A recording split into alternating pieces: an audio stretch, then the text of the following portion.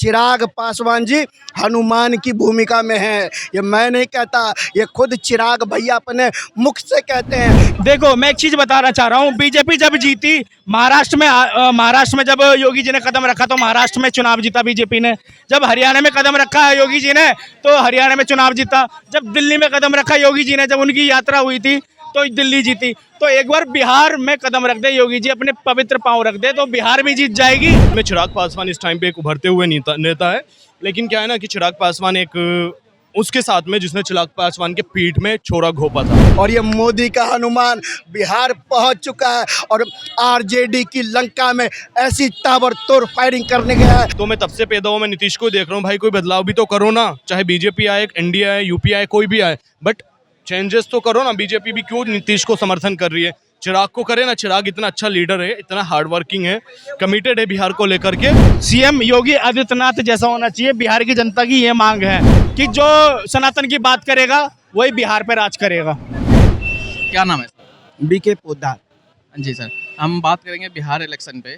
Bihar election में हाल ही में चिराग पासवान का बयान आया है कि वो वहाँ पे ना दलित जो है उनके साथ भेदभाव हो रहा है। एक तो वो एनडीए गठबंधन में है, ऊपर से अपने ही सरकार पे वो सवाल उठा रहे हैं कि नीतीश कुमार की सरकार में दलितों पे अत्याचार हो रहा है, दलित वहाँ पे मुसीबत में, दलितों को लाभ नहीं मिल रहा सरकारी योजनाओं का। इस पे आपको क्या कहेंगे? देखिए, आपने शायद उनको सही से सुना नहीं, सही से जाना नहीं, सही से पहचाना नहीं। चिराग पासवान जी वो शख्स हैं, एक याद है ना आपको, राम जी के भक्त कौन हुआ करते थे? हनुमान जी। हनुमान जी ने राम जी के आदेश से हनुमान जी लंका गए और लंका को फूंक कर आ गए थे हनुमान जी, जय श्री राम का नारा लगाकर। और चिराग पासवान जी हनुमान की भूमिका में हैं। ये मैं नहीं कहता, ये खुद चिराग भैया अपने मुख से कहते हैं कि मैं मोदी का हनुमान हूँ। और ये मोदी का हनुमान बिहार पहुँच चुका है और आरजेडी की लंका में ऐसी ताबड़तोड़ फायरिंग करने गया है, ऐसी ताबड़तोड़ आग लगाने गया है कि आरजेडी की जो बची खुची लंका है, आरजेडी की जो बची खुची लंका है, उस लंका को भी ध्वस्त करने पहुंच गया है चिराग पासवान। क्योंकि चिराग पासवान पहले विकास का चिराग जलाता है, उसके बाद विरोधियों को अपने चिराग से ऐसा जलाता है कि उसको सबको, सामने वाले को ध्वस्त कर देता है। चिराग पासवान बिहार फर्स्ट और बिहारी फर्स्ट का नारा देता है। और जो विपक्षी दल है, जो तेजस्वी यादव है, वो नहीं चाहता कि बिहार फर्स्ट हो। लालू यादव नहीं चाहता कि बिहारी फर्स्ट हो, वो चाहते हैं बिहारियों को लास्ट करना, और उन्होंने हमेशा लास्ट करने का काम किया है। और एनडीए यही चाहता है बिहार अपना माथा सदैव ऊंचा रखे और बिहार को आगे बढ़ाने का काम नीतीश चाचा ने तो किया ही किया है।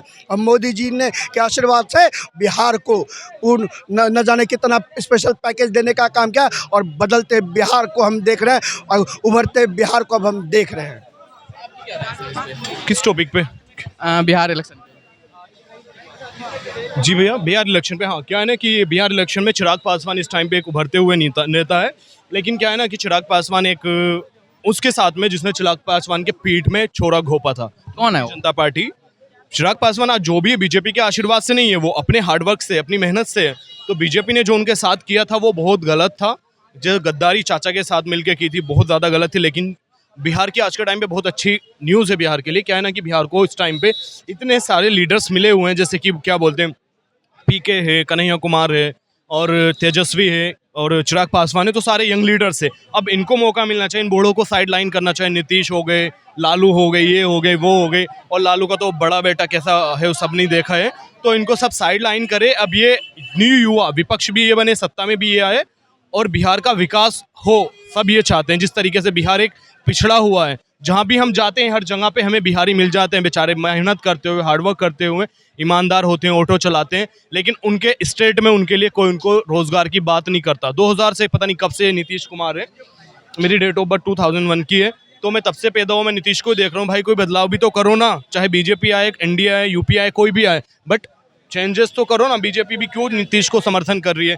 चिराग को करे ना। चिराग इतना अच्छा लीडर है, इतना हार्ड वर्किंग है, कमिटेड है बिहार को लेकर के, तो बहुत अच्छा, उनको समर्थन करना चाहिए, उनको सत्ता में आना चाहिए। तो आपके हिसाब से नीतीश कुमार ने बिहार में कोई वो नहीं करा? अगर आप कंपेयर करें, जैसे कि जनता बोलती है कि आरजेडी के शासनकाल से और फिर उसके बाद जेडीयू का शासनकाल, जो एनडीए का शासनकाल, उसमें बहुत तगड़ा डिफरेंस है। देखो मैं कंपैरिजन क्यों करूं, मैं कॉमन मैन हूं इंडिया का, मैं क्यों करूं, मैं आज का युवा हूं, मैं तो आज की बात करूंगा ना। मुझे नहीं पता नीतीश ने ज़्यादा अच्छा करा कि लालू ने ज़्यादा अच्छा करा, मैं उसमें क्यों उलझूं। आज कौन अच्छा कर सकता मैं तो उसकी बात करूंगा ना। आज के टाइम पे न्यू युवा बिहार में वो बहुत अच्छा करेंगे और बिहार की किस्मत ज़रूर बदलेगी अगर अल्लाह ने या भगवान ने चाहा तो बिहार के लिए अच्छा होगा। और हम प्रे करते हैं कि बिहार को एक अच्छा सीएम मिले, ये बूढ़ा सीएम थका हुआ सीएम ना मिले। क्या नाम है? शुभ। बिहार में अभी हाल ही में इलेक्शन, मतलब 5-6 महीने में इलेक्शन होने वाला है और चिराग पासवान का एक बयान है कि नीतीश कुमार के सरकार में, जो कि वहाँ का दलित है, उनके साथ भेदभाव हो रहा है, मतलब उनको सारे लाभ नहीं मिल रहा है। एक एनडीए में वो होते हुए भी एनडीए के जो मुख्यमंत्री है उनके ऊपर सवाल, उनके शासनकाल में सवाल उठाए जा रहे हैं, तो इससे किसको फ़ायदा हो? देखो फायदा तो देखो राजनीति में अगर फायदा की बात करें तो किसी को नहीं होता, ठीक है। और जो चिराग पासवान जी है तो देखो उम्मीद है कि वो भी सीएम के उसमें हैं, सम्राट चौधरी हैं और वो भी हैं।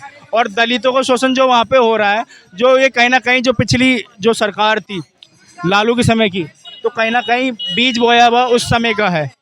अब तो काफ़ी ये लगा लो बिहार के अंदर 38 के 38 जिला में काफ़ी हद तक कुछ ना कुछ तो सुधार हुआ ही हुआ है, ठीक है।